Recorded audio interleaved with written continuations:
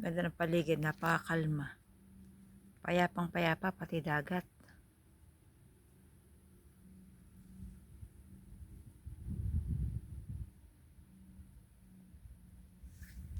Aking mga doggy nasa loob.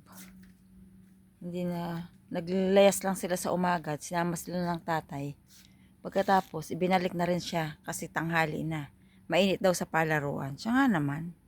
Tama din nga naman. Dito ka tayo ngayon sa labas ng aming tiyutuluyang bahay. Ganda pag umaga eh. Walang tahimik, pati hangin. Hindi masyadong mahangin today.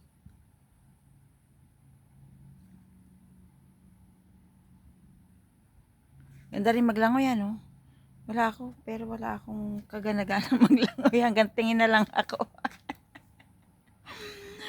Matutusin, pwede naman ako maglangoy sana. Kaya lang hanggang tingin na lang si Inday. Aywan ko. Wala akong kagana-ganang maglangoy.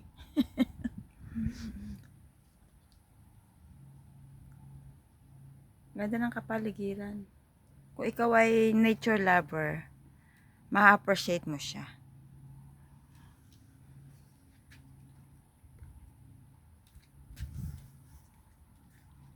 May mga tanim din sila. Ito ay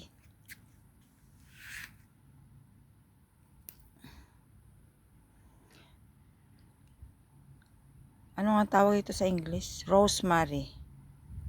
Rosemary. Ito, dami dito ng puno.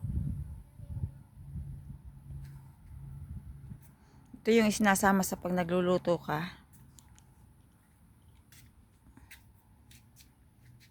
ng isda. Masarap yan sa salmon. Lagyan mo siya ng ganun bago mo i-open. Ayan.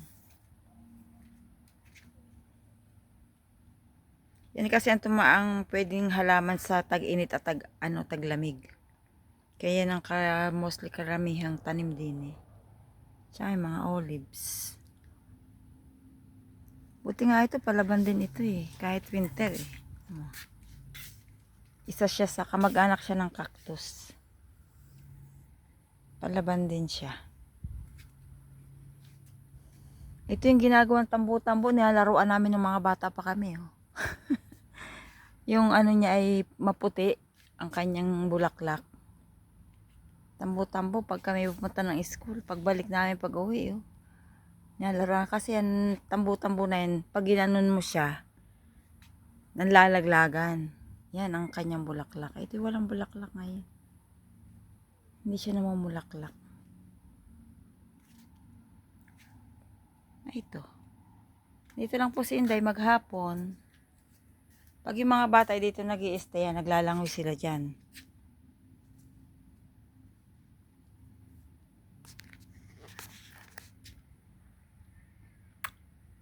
Thank you for watching guys.